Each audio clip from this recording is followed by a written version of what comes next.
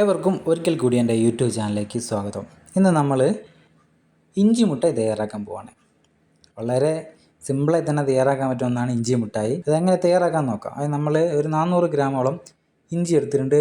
അത് നമ്മളൊരു സ്പൂൺ വെച്ച് തൊലിയെല്ലാം കളയാണ്, ചുരണ്ടി കളയാണ്. നമ്മളെല്ലാം കഴുകി വൃത്തിയാക്കിയതിന് ശേഷമാണ് നമ്മൾ ഈ തൊലിയെല്ലാം കളയുന്നത്. പണ്ടൊക്കെ ബസ് സ്റ്റാൻഡുകളിൽ നമ്മളെ ബസ്സൊക്കെ കയറാൻ പോകുന്ന സമയത്ത് നമ്മളെ സീറ്റിനരികിൽ വരുമായിരുന്നു ചില ആൾക്കാർ ചെറിയ ബേസിൽ ഇഞ്ചി മുട്ടായി എന്നെല്ലാം പറഞ്ഞു.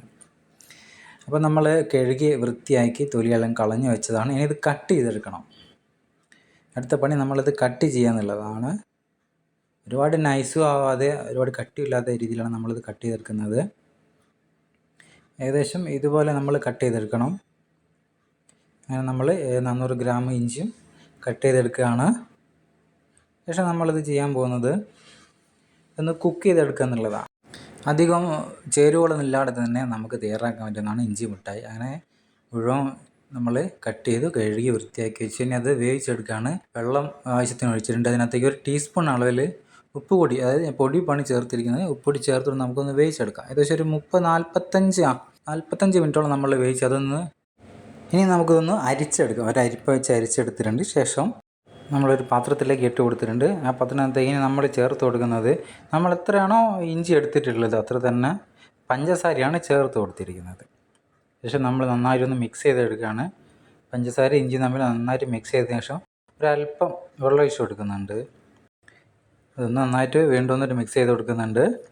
ശേഷം നമ്മളത് കുക്ക് ചെയ്തെടുക്കുന്നത് ഒരു 30 മിനിറ്റോളം നമ്മൾ വീണ്ടും അത് കുക്ക് ചെയ്തെടുക്കുന്നുണ്ട്.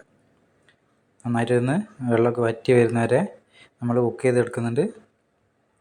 നന്നായിട്ട് അടച്ചു വെച്ച് 30 മിനിറ്റാണ് നമ്മളിത് വേവിച്ചെടുക്കുന്നത്. നമ്മൾ ഒഴിച്ചു കൊടുക്കുന്ന വെള്ളത്തിൻ്റെ കളറെല്ലാം മാറി വരും. കാരണം നമ്മൾ ചേർത്ത് കൊടുത്തിരിക്കുന്ന പഞ്ചസാരയാണ്. ഒരു ബ്രൗൺ കളറായി വരുന്ന സമയം നമുക്കിതൊന്ന് ഫ്ലെയിം ഓഫ് ചെയ്ത് ഇഞ്ചി നമുക്ക് വീണ്ടും അരിച്ചെടുക്കാവുന്നതാണ്. അരിച്ചെടുത്തതിന് ശേഷം നമ്മളത് ഒരു കപ്പിലേക്ക് ചേർത്ത് കൊടുക്കുന്നുണ്ട്. നന്നായിട്ട് വെള്ളമെല്ലാം ഒപ്പിയെടുത്തതിന് ശേഷമാണ് നമ്മളത് കപ്പിലേക്ക് ചേർത്ത് കൊടുക്കുന്നത്. നമുക്ക് ടിഷ്യൂ ഉപയോഗിച്ചുകൊണ്ട് വെള്ളം ഒപ്പിയെടുക്കാം. ശേഷം നമ്മൾ പഞ്ചസാര ചേർത്ത് കൊടുക്കുന്നത്. പഞ്ചസാര പൊടിച്ചാണ് ചേർത്ത് കൊടുത്തിരിക്കുന്നത്. വീണ്ടും നന്നായിട്ടൊന്ന് മിക്സ് ചെയ്ത് കൊടുത്തു കഴിഞ്ഞാൽ നമ്മുടെ ഇഞ്ചി മുട്ടായി തയ്യാറായി കഴിഞ്ഞു. വളരെ സിമ്പിളാണ്. നിങ്ങളും വീട്ടിൽ തയ്യാറാക്കി നോക്കുക.